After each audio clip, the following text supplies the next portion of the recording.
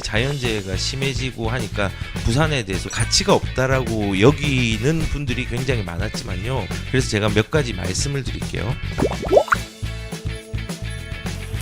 댓글 중에서 50년 뒤에 가라앉을 아파트, 10년 후에 물이 잠길 듯, 20년 뒤에 물이 잠긴다 라고 얘기를 해주시는 분들이 있었습니다. 여기에 대해서도 제가 부산에 대해서 좀 말씀을 드릴게요. 이제 자연재해가 심해지고 하니까 부산에 대해서 부정적으로 보시는 분들이 많아요.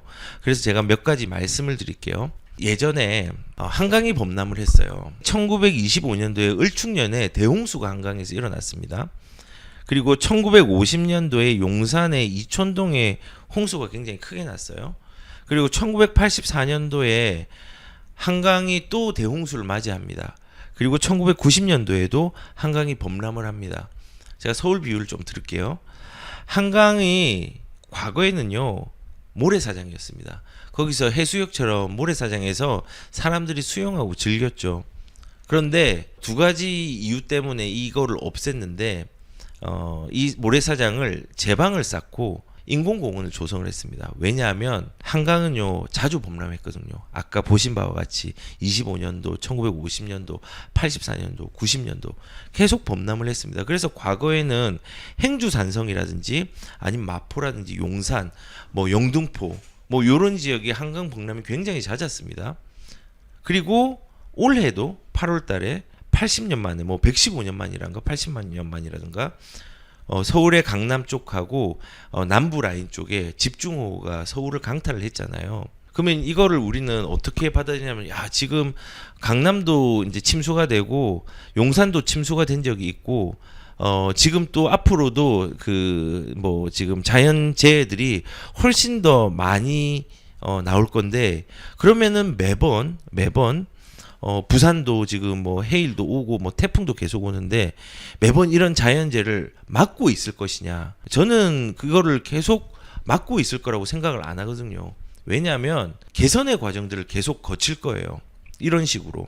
지금 서울 같은 경우는 이번에 문제가 되었던 지역들뿐만 아니라 여러 가지 상황에서 배수 시설들을 재추진을 조류 시설들이 옛날에 이제 박원순 시장 때 조금 예산의 문제 때문에 좀 잘렸었는데 그 부분들을 다시 하려고 하잖아요.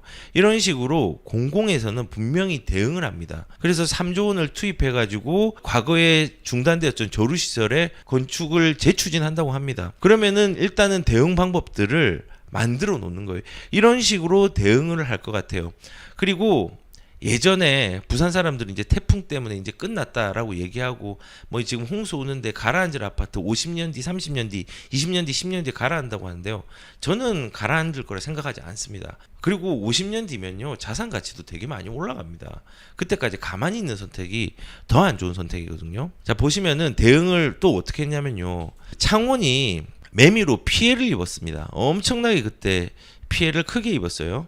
2003년도 9월 12일 날 매미가 전국을 강타했는데 창원 같은 경우는 굉장히 힘들었는데 이거를 대응을 했습니다. 차수벽으로. 어떤 식으로 했는지 한번 볼게요. 창원 지역은 철저한 대비로 이번 태풍을 막아냈습니다.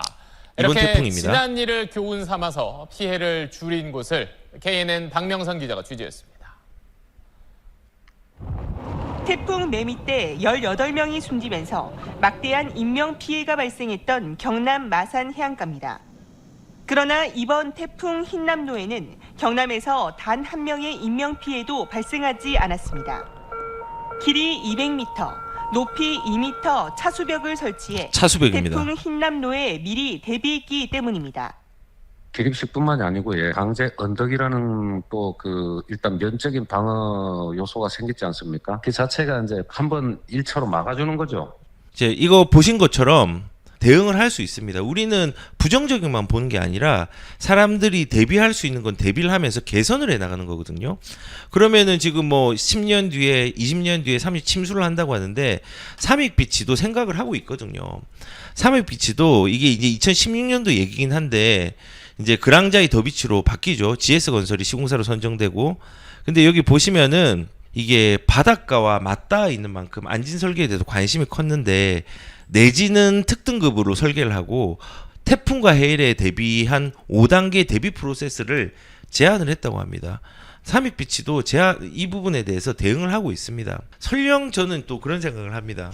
자연재해를 우리가 막을 수는 없어요. 설령 자연재해로 부산이 잠긴다고 하더라도 뭐 지금 자료를 보니까 10년 뒤에 시뮬레이션 돌려가지고 부산이 침수되는 것들을 이렇게 시뮬레이션 했더라고요. 침수가 될 수 있는 상황도 있겠죠. 근데 우리가 10년이라는 시간 동안 대비를 안 할까요? 지금 본 것처럼 창원에서 차수벽을 대서 대비를 하는 것처럼, 그리고 서울시장이 빗물 배수 시설을 재추진하는 것처럼, 그리고 지금 삼익비치에서 태풍 가해에 대비한 5단계 대비 프로세스를 설계를 계획하고 있는 것처럼 자연재해를 완벽하게 맡길 수는 없겠지만은 부산시가 가만히 있겠느냐는 거죠. 저는 그렇지 않다 생각합니다. 대응을 하는 방법들을 창원이나 지금 서울처럼 충분히 가지고 있을 수 있다 생각을 합니다. 그리고 지금 10년, 20년, 50년 뒤에 물에 잠기는데 그걸 왜 사냐라고 하는데 10년, 20년 동안 화폐가치 떨어질 것이고 50년 안에 분명히 화폐개혁도 저는 50년 안에는 일어날 거로 생각해요. 일어날 생각합니다. 그래서 우선 저는 지금 부산에 대해서 뭐 이제 60억에 대해서 뭐 이제 안 산다 뭐 이런 얘기 뭐 여러 가지 얘기를 했는데 저는 사람들이 본인의 입장에서 미래를 단정짓지 않았으면 좋겠어요. 저는 오늘 솔직히 해명 방송이자 답답한 마음에 얘기를 드리는 거예요. 내가 최고가에 샀으니까 집값은 더 올라야 돼. 내가 무주택이니까 집값은 50% 떨어져야 돼. 내가 생각하기엔 집값이 너무 높아. 신문에서 이렇게 나왔으니까는 이 방향대로 집값이 크게 올라가거나 떨어지거나 침수될 거야.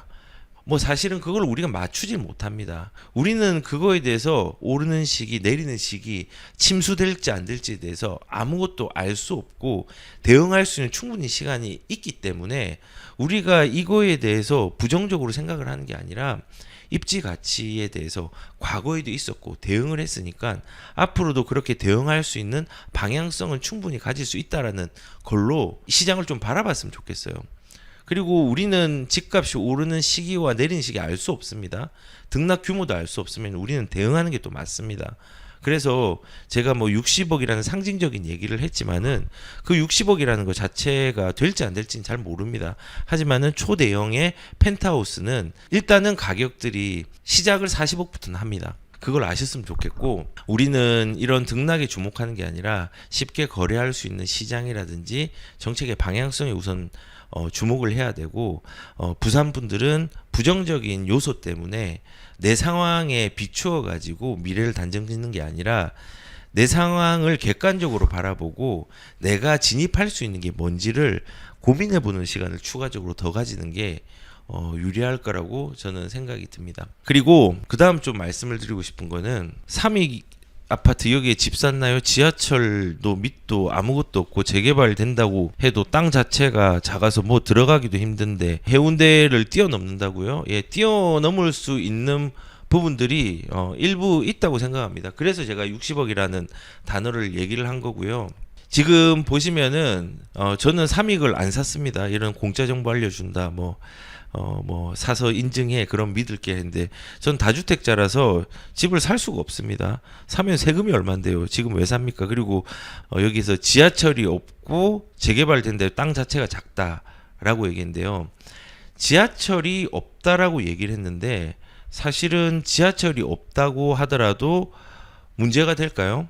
여기 보시면은 실질적으로 삼익비치 같은 경우는 거리를 지하철하고 재보면요. 중심에서 한번 재볼게요. 한 680m 정도 되네요. 직선 거리로. 그리고 더 먼데 뭐 금영산. 여기는 850m네요. 한 600m라고 잡아볼게요. 여기 역하고 멉니다. 조금 멉니다. 그럼 거꾸로 LCT를 볼게요.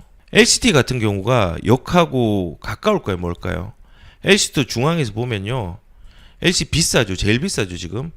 중동역하고 600m입니다. 직선 거리로. 그다음 해운대역까지는 더 멉니다. 800m입니다. 그쵸? 예, 역이 중요한 게 아니라 사실은 바닷가 라인이기 때문에 그 메리트가 있기 때문에 가격들이 올라가는 겁니다. 그래서 좋은 입지는요. 역세권이 아니라도 사실 괜찮거든요. 중계동 같은 경우도 역세권인 아파트랑 교육 수요가 있는 을지학군이랑 가격 차이가 굉장히 크게 납니다. 근데 여기는 바닷가 라인이라는 부분들이 정말 큰 수요를 유입을 시킵니다. 그렇기 때문에 역하고 뭐 600m 직선거리 그 정도는 사실은 가까운 거니까는 괜찮죠. 예, 그리고 아까 말씀 이제 언급을 해주셨던 게 땅이 작고 뭐 들어가도 개발이 힘들다라고 얘기를 했는데요. 여기가 땅이 작나요? 지금 여기 지금 3060세대가 있습니다. 그리고 이제 만들어지면 대형 평수 위주로 만들어져서 증가되는 세대 수는 그렇게 많지는 않을 거라고 생각이 듭니다. 그런데 여기 보시면요, 땅이 좁은 게 아니라 이거 새 아파트 될 거고, 여기 삼익타워 보이시죠? 삼익타워도 새 아파트가 될 겁니다. 여기도 지금 삼익타워 같은 경우도 현재 가격을 보시면은 50평대는 호가가 28억에 나와 있습니다. 28억에. 그리고 이 하늘채도 조금 오래됐는데 얘도 지금 보시면은 가격을 100평대가 있네요. 100평대는 지금 25억에 매매가가 형성이 되어 있네요. 물론 가격이 등락은 있고 그냥 지표만 보세요. 그리고 여기 보시면 협진태양 있잖아요. 요 아파트. 요 아파트도 되게 비쌉니다. 지금 보시면은 바닷가 라인이잖아요. 바닷가 라인. 가격을 보시면 50평대가 25억 합니다. 예, 요것도 미니 재건축 일어날 거고, 여기 삼익비치 바로 옆에 보면은 여기 지금 요것도 이제 2020년 12월이 예정이죠. 그다음 우성 보라 아파트 요것도 물건이 재건축이고, 뉴비치도 재건축입니다. 요것도 보시면은 가격이 70평대가 25억. 아까 보여드렸나요? 그리고 이 반도 보라 아파트 남천동에 얘도 지금 이제 30평대가 보면 11억까지 가네요. 얘도 미니 재건축 할 겁니다. 여기 개발 되게 많이 됩니다. 전체적으로 많이 되기 때문에 땅이 좁은 게 아니라 주변이 바닷가 라인 쪽은 가격들이 비싸고, 그리고 지금 현재 여기는 땅이 좁은 게 아니라 땅이 신축으로 들어올 땅들이 매우 많이 있다는 것을 아셨으면 좋겠습니다. 그래서 제가 오늘 참 변명을 많이 하죠. 좀 변명을 하고 싶었어요. 그리고 여기 보시면은 차라리 서울에 재투자를 하지 요런 데 투자를 안 한다라고 얘기를 해주셨는데요. 제가 이것도 좀 말씀을 드리고 싶은 게요. 저는 여기 투자하라고 얘기를 하진 않았고요. 상황에 맞게 있으면 저도 여기 투자 안 합니다. 왜냐하면 우리는 투자를 할 때 좀 바라봐야 되는 게, 사람들이 왜 해석을 이렇게 하느냐, 입장이 달라서 그래요. 상황이 달라서 그래요. 근데 그 변수가 몇천 가지가 돼요. 어떻게 되냐면은 무주택자 입장과 유주택자 입장이 전혀 다릅니다. 그리고 이 두 사람이 보유한 능력, 자금 능력과 대출 능력이 달라요. 그리고 이런 사람들이 자산이 형성된 상황들이 다릅니다.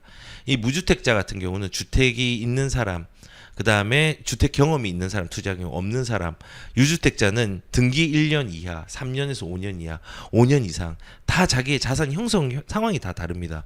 그리고 개인 포지션도 이렇게 다 경우의 수들이 다릅니다. 그리고 자기의 경험과 가치관과 특성으로 해석을 하게 됩니다. 근데 문제는 이번에 이제 그 60억에 대해서 엄청나게 이제 비난을 많이 하셨던 분들을 좀 보면은, 이런 무주택자, 그 다음에 경험이 없으신 분, 소득이 작은 분과 사회초년생이 많았습니다. 왜냐하면 유입이 되게 많이 됐거든요. 그리고 광역 거주지, 부산에 있는 사람이죠. 그리고 자기가 아는 경험 범위 내에서 가치를 좀 판단을 많이 했다는 생각이 듭니다. 그래서 일단은 여기가 가치가 없다라고 여기는 분들이 굉장히 많았지만요. 저는 이해가 되는 게, 이렇게 상황들이 다 다르거든요. 그러면은 이 다 다른 상황에서 개인이 어떻게 생각하는지를 사실은 행동으로 옮기지 못한 사람들은 지금 상황에서 집값이 60억이 될 것이다, 뭐 70억이 될 것이다, 그 다음에 10억이 될 거, 20억, 이거에 대해서 지금 현재 상황에서 과하고 비싸다고 생각을 할 거예요. 근데 거꾸로 뭐 예를 들어서 유주택인데 등기를 5년 이상 친 사람은요, 지금의 시장들이 아무렇지도 않을 거예요. 그리고 소득이 1,000만 원 이상이면 더 아무렇지도 않을 거예요. 그런데 거꾸로 유주택자인데 등기 친 지 1년 이하의 사람이고 소득이 한 300 이하 사람은 이 대출을 받았다면요, 굉장히 힘들 거예요. 이 포지션별로 시장을 전부 다 다르게 해석을 하는 겁니다. 그래서 지금 부산에 투자를 한다는 거, 저는 부산에 투자라는 얘기보다는 부산과 서울과 수도권을 비교해서 더 현명한 대로 내 상황에 맞게 개인의 포지션과 자산의 형성의 상황에 맞게 해석을 해가지고 결정을 하는 것이지 뭐 제가 소개를 시켜줬다고 투자를 하라는 의미는 절대 아니니까 제가 혹시라도 여기서 뭐 여러 가지 많은 얘기들을 하잖아요. 입지에 대한 얘기도 하고 상황을 얘기하는데 이거를 내가 그러면 여길 들어가야겠구나 라는 걸로 해석을 하지 않고 내 형편과 내 상황들을 잘 따진 이후에 결정을 했으면 좋겠어요. 제가 자주 얘기하죠. 이런 형편 다음에 입지를 가는 게 입지를 바라보는 게 되게 중요합니다. 네. 그래서 저는 보편적인 입장에서 남천비치에 진입하라는 얘기를 안 했으니까 제 영상을 볼 때 그런 부분들을 좀 오해를 안 하셨으면 좋겠습니다.